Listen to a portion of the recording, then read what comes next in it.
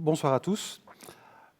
Toujours dans le cadre de cet événement-ci, voici à présent donc le panel qui est plutôt orienté vers les transports, puisque nous l'avons expliqué, dans le cadre de cet événement, nous souhaitions envisager la question de la durabilité du transport et de la logistique, non seulement du côté des chargeurs industriels, mais bien évidemment du côté des transporteurs, qui sont évidemment des acteurs essentiels et des acteurs de premier plan qui peuvent aussi apporter leur contribution, certes pas seuls, mais ils ont évidemment un rôle à jouer.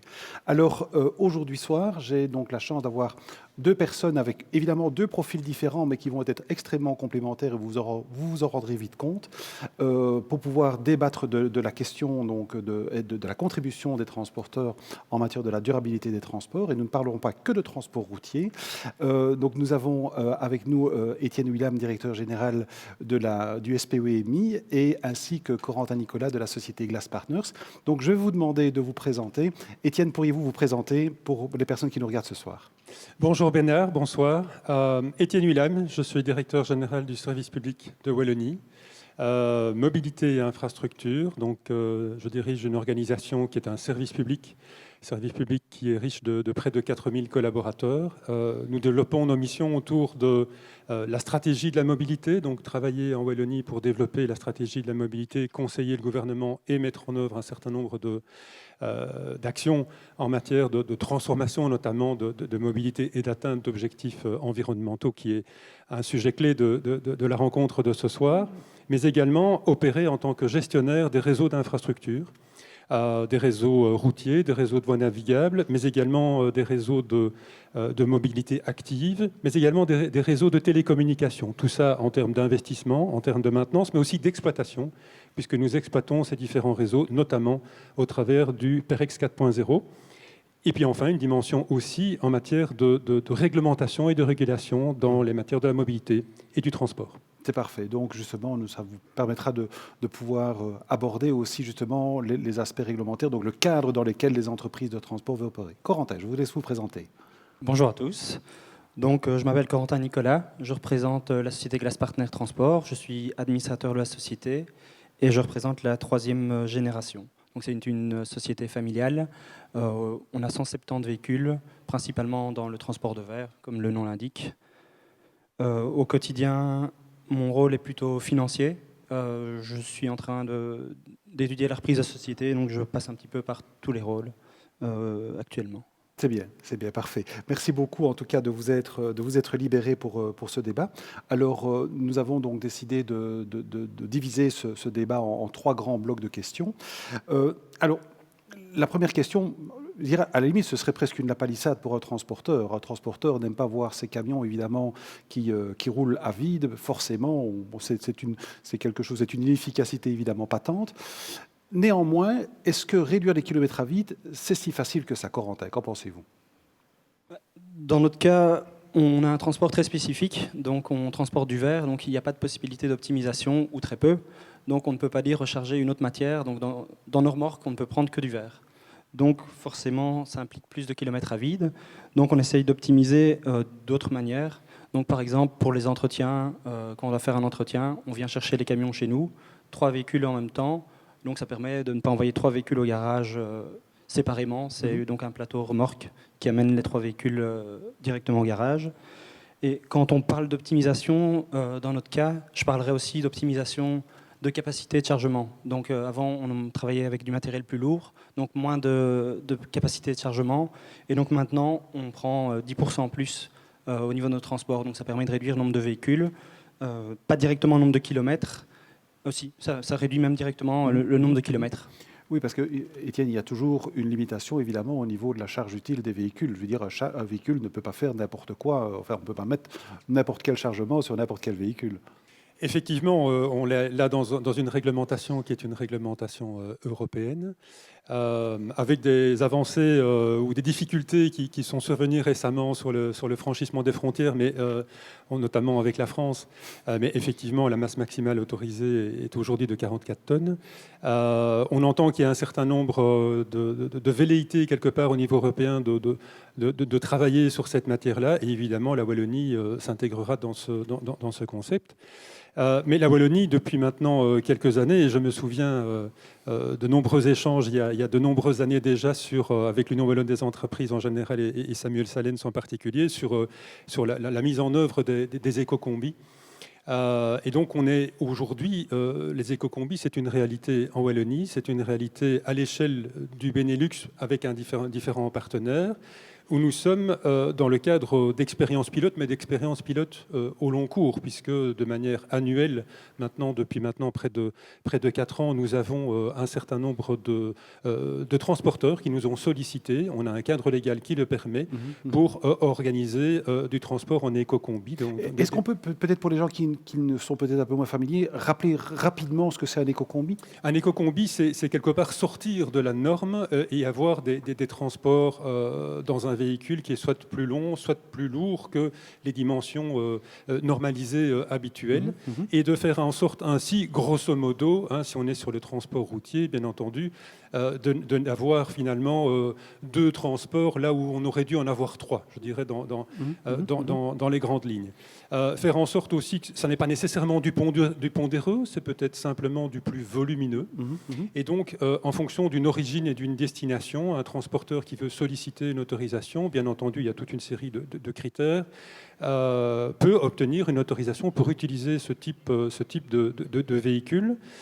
Évidemment, tout ça est observé à la loupe. Tout d'abord, évidemment, sous l'angle du critère environnemental global du transport. Oui, parce qu'il ne fallait pas que ça fasse concurrence au transport routier, au transport fluvial, au transport ferroviaire, voilà, c'est par ça. exemple. Et donc d'être bien certain qu'on n'est pas en concurrence avec un autre mode de transport qui est plus respectueux de l'environnement, donc la voie d'eau ou le fer. Et à partir du moment où effectivement il n'y a pas cette concurrence, on observe évidemment un certain nombre de paramètres, c'est-à-dire la qualification du chauffeur, la qualité du véhicule. Et donc, en fonction des origines, destinations, des types de transport, on peut autoriser ce type de véhicule et de transport. Tout ça fonctionne dans un contexte en Wallonie avec une évaluation annuelle sur l'angle de la mobilité, sur l'angle de l'environnement, sur l'angle de la sécurité routière, du respect du critère de la non-concurrence avec d'autres modes de transport plus respectueux de l'environnement. Et donc tous les ans, on fait un rapport et c'est globalement très positif. Justement, quelles sont les grandes conclusions? Et puis après, nous viendrons aussi sur une autre disposition qui est aussi la disposition des 50 tonnes, qui peut être éventuellement intéressante dans le cadre de transport de produits plus lourds tels que le verre. Mais quelles sont les grandes conclusions, en quelques mots, de l'expérience éco-combi jusqu'à présent? Mais pour ce qui nous concerne, on estime que c'est positif. Évidemment, il faudra prendre un peu de recul et les expériences pilotes pourront se développer jusqu'en 2025. C'est positif avec un certain nombre de nuances. Évidemment, il y a un pas à franchir dans le chef du transporteur puisqu'il doit former de manière spécifique un chauffeur. Il faut qu'il ait un matériel qui soit tout à fait à la pointe et tout à fait particulier. On constate aussi, malgré le fait que nous parlons dans un contexte Benelux, on constate aussi que les modes de délivrance d'autorisation ne sont pas encore suffisamment homogénéisés. Est-ce qu'on peut espérer des avancées à brève échéance dans ce domaine-là? À brève échéance, je ne pense pas, mais on travaille. Le contact est établi. Pour l'instant, qu'est-ce qui bloque en fait? Mais pour l'instant, à l'échelle du Benelux, nous avons trois partenaires, donc la Hollande, la région flamande et la région wallonne. Le Grand-Duché de Luxembourg et la région Bruxelles-Capitale ne sont pas encore embarqués dans le projet. On est en dialogue. Les philosophies n'ont pas été nécessairement les mêmes dès le départ. Il y a eu des chronologies quelque part d'entrée dans ce projet éco-combi qui ne sont pas partis au même moment. Mais donc on travaille en commun. L'important, c'est que la continuité de l'itinéraire et le franchissement des, entre guillemets, limites d'entité est possible. Donc l'autorisation se fait sous un mode différent, mais par contre, un itinéraire qui part de Wallonie et qui va en Hollande en passant par la Flandre est possible. Donc là, il n'y a vraiment pas de souci par rapport à cela. D'accord, c'est un message important. Et alors, donc on en parlait, il y a donc une autre disposition qui a été prise par la région wallonne, qui est l'autorisation donc des 50 tonnes de masse maximale autorisée. Est-ce que vous pourriez nous donner un bilan à ce niveau-là? Et puis je poserai la question à Nicolas, à Corentin, pardon, si c'est quelque chose qui, lui, peut éventuellement l'intéresser passer dans le cadre de produits plus lourds? Ici, ce sont des autorisations qui sont faites sur des zones spécifiques et des transports spécifiques.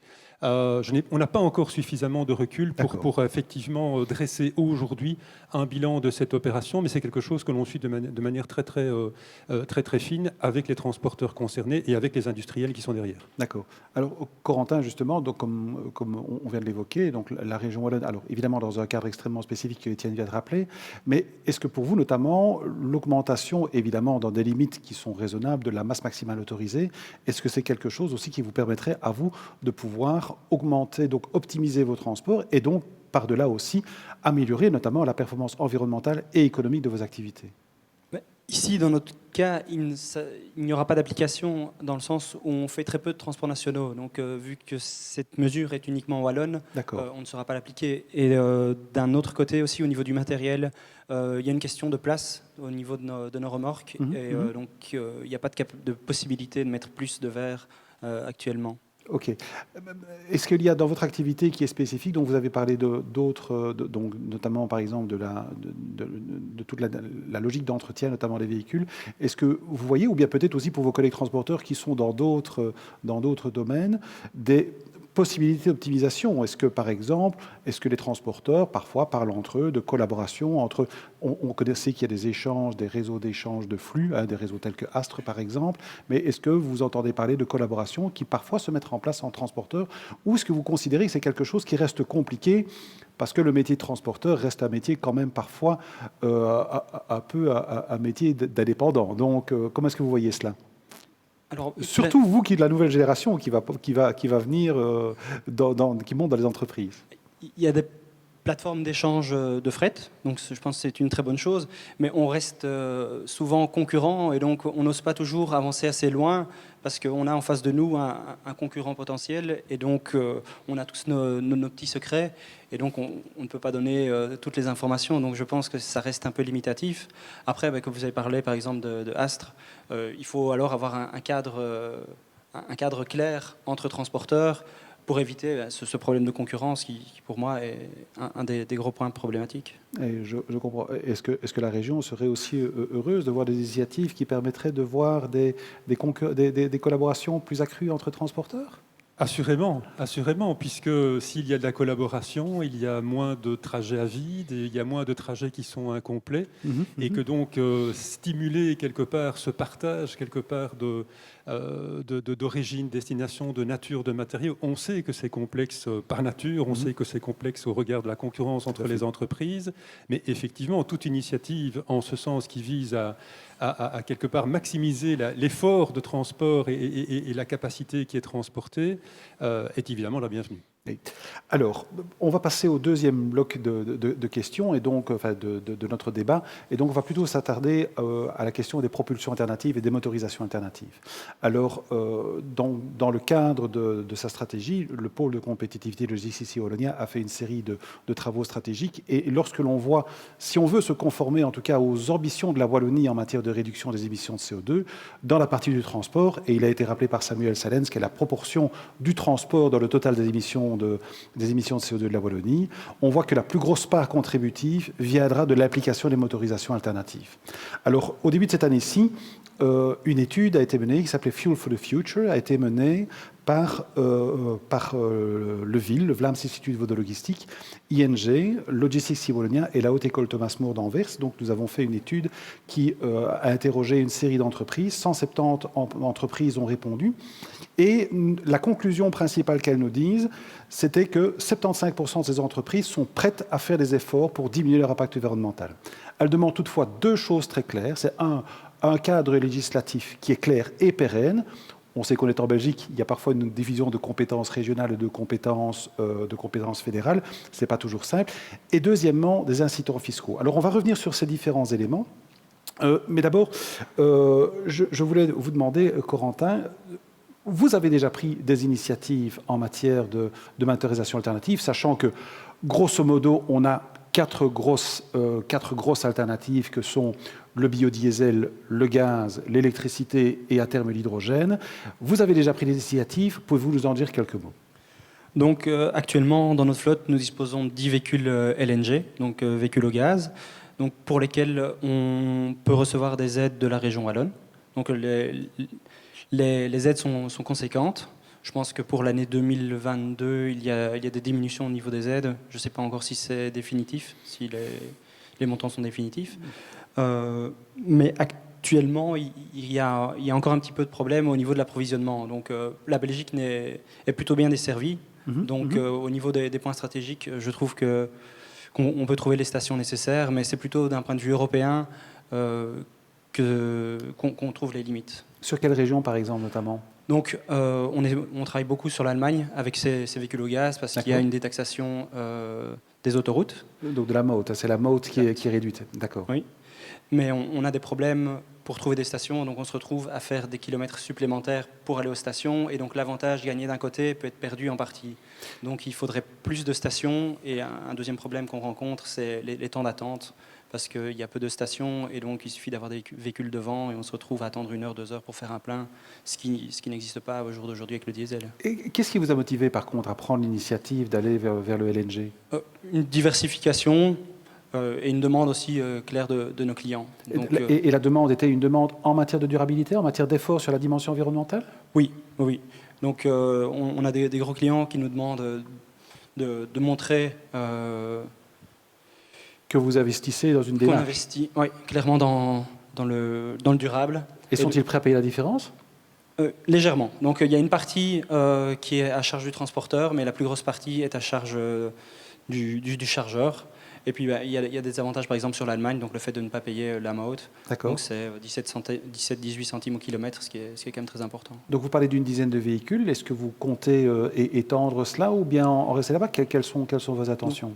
Au niveau du gaz, on ne pense pas aller plus loin pour l'instant. Par contre, on va passer au biodiesel pour 10 autres véhicules l'année prochaine. C'est le projet pour 2022. Pourriez-vous nous en dire quelques mots, justement? Vous parliez d'un biodiesel, en tout cas d'une initiative qui trouve son origine en France, si je ne me trompe. Oui, c'est ça. Donc ça s'appelle le B100. C'est du diesel de colza. Donc au début, on n'était pas tout à fait chaud parce qu'on se dit on ne pourra plus se nourrir, mais on pourra faire le plein de nos camions. Mais ici, c'est un déchet pour la production animalière.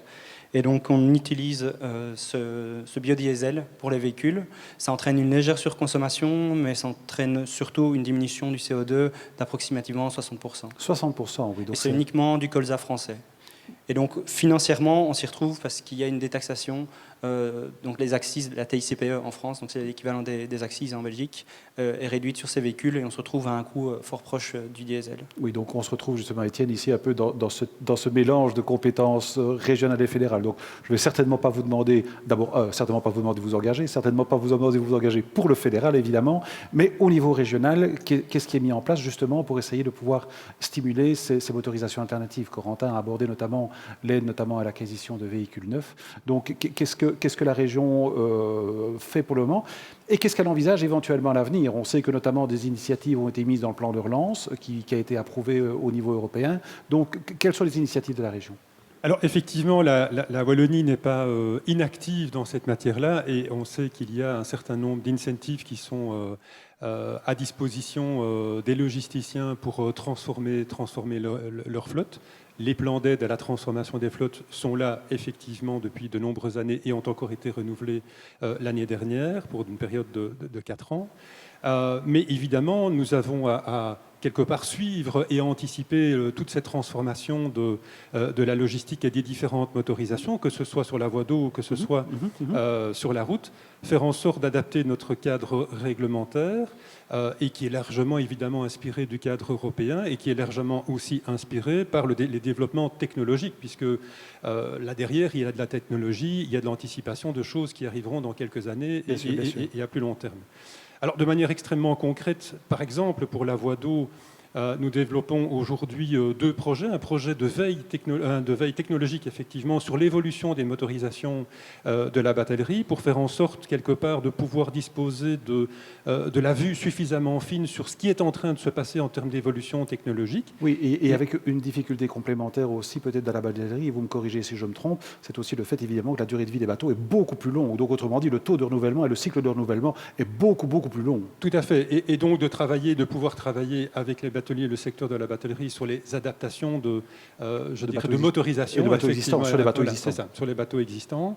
De faire en sorte d'avoir cette veille technologique, de faire en sorte, en parallèle, c'est le deuxième projet, d'identifier des zones et des quais, bien entendu, où on pourrait installer des stations de recherche de carburants alternatifs. Donc ça, c'est quelque chose qui est aujourd'hui en cours au sein des équipes et avec des consultants, bien entendu, au sein de la Wallonie. Et des stations qui pourraient alimenter indistinctement soit des bateaux ou éventuellement les camions. Absolument, dans une vision tout à fait multimodale. Donc effectivement, on serait dans une logique où on aurait des pôles de distribution de carburants alternatifs connectés à la voie d'eau, connectés à la route, bien entendu. La Wallonie ne va pas se positionner elle-même comme distributeur, fourniteur de carburant, mais l'idée est là d'identifier les zones sur lesquelles, avec des opérateurs industriels et sur base de concessions, de marchés, de faire en sorte qu'on puisse les positionner sur nos réseaux d'infrastructures. Et par ailleurs, sur la route, dans le secteur routier, nous avons un certain nombre de leviers, notamment au niveau de la Sofico, au travers des conditions d'octroi des concessions autoroutières, bien entendu. La Sofico, avec son partenaire technique, le service public de Wallonie, Mobilité Infrastructure, a lancé il y a maintenant 3 ans le programme IBE, Infrastructure basse émission. Le pitch de ce projet, qui est en fait un programme, c'est de déterminer des zones qui sont sur le domaine qui jouxte le réseau routier et autoroutier, sur lesquelles on pourrait produire de l'énergie verte. À partir d'éolien, du grand éolien, du petit éolien, à partir de photovoltaïque, à partir de biomasse, et d'utiliser, je dirais, une part importante de l'énergie qui serait produite, là on est plutôt sur l'électricité, d'utiliser une part de l'énergie qui serait produite en autoconsommation, soit à l'attention de bâtiments, mais aussi dans une logique de mise à disposition d'électricité pour la mobilité. Évidemment, l'idée n'est pas de faire ça nous-mêmes, mais de faire ça avec des partenaires industriels qui pourraient développer comme ça et valoriser ce domaine dans une logique de production d'énergie verte et d'utilisation en autoconsommation, notamment à des fins de mobilité. Mais également, nous avons évidemment le plan de relance wallon qui vient d'être énoncé et validé par le gouvernement wallon. Et dans ce plan de relance wallon, différentes initiatives en matière de transformation des modes de propulsion, notamment au travers de l'électrique.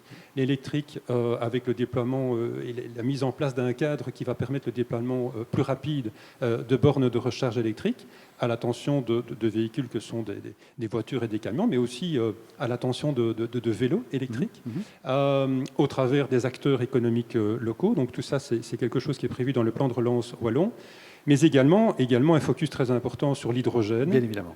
Avec le développement de filières d'hydrogène, avec de la recherche et développement, avec de la mise en œuvre de projets pilotes, et parmi ces projets pilotes, bien entendu, une dimension en lien avec la mobilité, que ce soit du transport en commun, mais également du transport industriel. Parfait. Alors, Corentin, peut-être si donc ces projets sont évidemment assez enthousiasmants, mais si on revient au pragmatique, au jour le jour, la réalité d'un transporteur. En matière je dirais, si on peut utiliser le terme d'usabilité des véhicules, donc en matière au jour le jour, le fait de devoir utiliser des véhicules à carburant alternatif peut être éventuellement un problème opérationnel. Vous avez déjà parlé par exemple du problème des stations de recharge. Si on prend l'exemple de l'électricité, bon, une batterie, ça ne se recharge pas aussi rapidement qu'un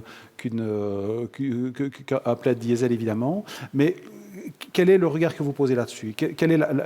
Jusqu'où êtes-vous d'accord de pouvoir accepter des contraintes qui sont liées à la mise en œuvre de nouvelles motorisations?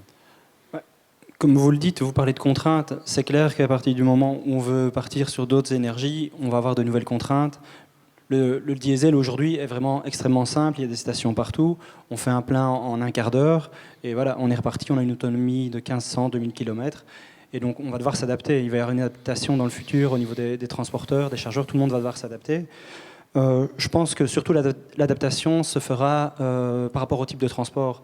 Donc on va se retrouver peut-être sur des transports longs avec une énergie comme l'hydrogène, sur des transports plus courts afin de desservir les villes sur de l'électrique, et on va peut-être rester sur du gaz pour des moyennes distances, je ne sais pas. Mais je pense qu'on va avoir un mix énergétique pour pouvoir couvrir l'ensemble de nos transports, et on va devoir s'adapter à ça. C'est magnifique parce que vous avez anticipé justement la question que j'allais vous poser, de savoir, mais c'est parfait, c'est savoir si oui ou non vous pensez qu'une des technologies ou une des motorisations va s'imposer par rapport aux autres. C'est un peu aussi la conclusion de l'étude dont j'ai parlé en introduction, où on voyait que les transporteurs, notamment pour le transport longue distance, voient certainement l'hydrogène comme étant une des solutions du futur, peut-être la principale, mais qu'on risque peut-être plus d'aller vers un mix énergétique de différents types de propulsion en fonction des types d'applications. Est-ce que c'est aussi ce que vous pensez, Étienne ? Absolument, absolument. Il y aura le mode de propulsion et le carburant en fonction de l'usage. Effectivement, la longue distance, mais on peut parler de la desserte urbaine avec effectivement l'électrique qui va avoir la place belle avec des zones basse émission, avec un certain nombre de contraintes, mais aussi d'opportunités de changer les chaînes de distribution urbaine aussi au regard de ces nouveaux... Ce seront des difficultés à un moment donné, mais ce sont, je pense, des opportunités. C'est parfait. Alors, le dernier volet de ce panel, là, on va peut-être entrer plus dans une partie un peu plus science-fiction, peut-être un peu plus anticipative, parce que nous voulions aussi parler des perspectives éventuellement de la conduite autonome. Alors, je vais poser la question extrêmement simplement et brutalement. Corentin, est-ce que la conduite autonome, est-ce que vous y croyez ? À court terme, clairement pas. Moyen terme non plus. Après, dans le futur plus lointain, pourquoi pas. J'ai eu justement une expérience par rapport à ça. Il y a 5 ans, j'avais été invité par Scania. Donc, ils avaient fait un essai platooning, ça s'appelait. Donc, ils étaient descendus, je pense, de Suède jusqu'en Belgique avec un combi de camions. Donc, il y avait 6 camions qui suivaient. Et le premier donnait les ordres à tous les véhicules suivants. Donc, il y avait bien sûr un chauffeur dans chaque véhicule pour la sécurité. Et donc, je parle de ça il y a 5 ans, si je ne me trompe pas. Et depuis lors, personnellement, je n'ai plus entendu parler de développement. Il y a des développements en tout cas pas dans ce sens-là. Il y a clairement des développements qui se font, mais je trouve qu'au jour d'aujourd'hui, c'est plutôt de la sécurité. Donc, c'est accompagner le chauffeur, mais pas le remplacer. Mais bon, il peut y avoir plusieurs explications par rapport au fait que ça ne s'est pas déployé. La première explication, peut-être le fait qu'il n'y a pas de démonstration d'un gain économique par rapport à ce platooning, puisque ce que l'on dit au niveau du platooning, c'est que ce que ça permet de s'adapter aux conditions de circulation, donc d'éviter les accélérations brusques, les coups de frein brusques, et donc de lisser notamment la charge, l'utilisation énergétique du véhicule. Mais d'un autre côté, il n'y a peut-être pas de démonstration économique du fait que effectivement, ça en vaut la peine. Et d'un autre côté, là, je me tourne plus vers vous, Étienne, c'est évidemment l'aspect réglementaire, parce que, comme Corentin l'a dit, il faut toujours un véhicule, une personne dans chaque véhicule, donc parce qu'il y a des conventions internationales qui l'imposent, c'est comme ça, mais le cadre réglementaire n'est pas non plus adapté. Le cadre réglementaire devra évidemment évoluer à l'échelle européenne, bien entendu, et les premiers échos qu'on en a sur la modification, les anticipations de modification visent quelque part à le permettre au moment où la maturité de l'ensemble de l'écosystème le permettra. Aujourd'hui, en Belgique, le code de la route le permet de manière tout à fait ciblée sur base d'expériences pilotes et, comme Corentin vient de le dire, il y en a déjà eu et il y en aura encore. Évidemment, on n'est pas aujourd'hui dans une logique où des véhicules totalement autonomes, sans chauffeur, sans capacité de maîtrise quelque part à un moment donné de la reprise du véhicule sont réalisés. Mais il y a toute une série d'expériences pilotes qui sont réalisées, qui ont été réalisées. On peut citer, non pas en transport de marchandises, mais en transport de personnes, l'expérience qui a été menée par l'OTW ici à Louvain-la-Neuve, avec cette navette autonome qui est en train de se clôturer. Il y a une évaluation qui est en cours. On peut citer des expériences pilotes aussi, notamment à Ans-sur-Lesse. Donc il y a aussi ce type de navette. Par contre, vous m'expliquez aussi qu'on va peut-être aller plus vite vers le transport fluvial, dans le transport fluvial en matière d'autonomisation, parce que c'est peut-être plus simple, moins critique, c'est peut-être plus simple à organiser. C'est effectivement, je dirais, les interactions avec la multiplicité des intervenants sur la voie d'eau est évidemment plus faible que sur la route proprement dit. Et effectivement, nous sommes en train de travailler à une adaptation du cadre réglementaire qui va permettre une certaine autonomisation de la navigation en Wallonie. On est en train de travailler avec des opérateurs logistiques pour faire en sorte que dès que le cadre réglementaire le permettra, on puisse accueillir de l'autonomisation, mais il y a aussi, je dirais, au niveau de la voie d'eau, différents niveaux d'autonomisation. On peut citer de la conduite, du pilotage du bateau à distance, depuis un centre de contrôle où, sur base de paramètres, le capitaine qui n'est pas sur son navire, étant entendu qu'il y a un matelot sur le navire, pilote son navire, mais à distance, qui apporte un certain nombre de bénéfices, notamment pour le capitaine. Et là, on est sur du grand gabarit, mais on peut aussi imaginer des navettes de plus petits gabarits, du 300 tonnes notamment, qui pourraient faire du cabotage comme ça, je dirais, de zone portuaire en zone portuaire sur des plus petites distances et desservir le cœur de nos villes sur des petites distances de manière tout à fait autonome. Ok. Je pense aussi à ce niveau-là que la Wallonie a notamment investi déjà dans l'infrastructure 5G, si je ne me trompe, ou en tout cas il y a des investissements qui sont en cours. Vous avez mentionné aussi tout à l'heure PEREX 4.0, qui est un peu quelque part le centre névralgique de la stratégie ITS, donc des Intelligent Transport Systems de la Wallonie. Est-ce que vous pourriez nous dire un petit peu, parce qu'on parle aussi évidemment de communication de véhicules à infrastructure, donc est-ce que vous pourriez nous dire un peu où on en est en Wallonie à ce niveau-là? Effectivement, donc on a inauguré maintenant, il y a près de 3 ans, le centre PEREX 4.0. Le centre PEREX, je dirais 1.0, datant de la fin des années 90, était presque exclusivement consacré à la route. Aujourd'hui, nous avons voulu un centre intégré route, télécommunications et voie d'eau. En matière de communication entre les véhicules et l'infrastructure, nous menons un certain nombre, d'expériences, notamment au niveau de la voie d'eau, mais également au niveau de la route. Alors quand on parle de 5G, dans l'interface entre le véhicule et la route, ce n'est pas encore la 5G cellulaire, donc du smartphone. On est sur la technologie 5G Wi-Fi, qui nécessite la mise en place d'unités de bord de route, des UBR. Et nous sommes en train, dans le cadre d'un certain nombre de projets, notamment européens, le Sea Roads, de disposer, sur la liaison E40 et 25 à Liège, à certains endroits, d'unités de bord de route qui permettent à des véhicules et à l'infrastructure de communiquer. D'accord. Vous savez qu'on a aussi mis en place le plan Lumière. On voit cette transformation de la mise en place de LED le long de nos réseaux à grand gabarit.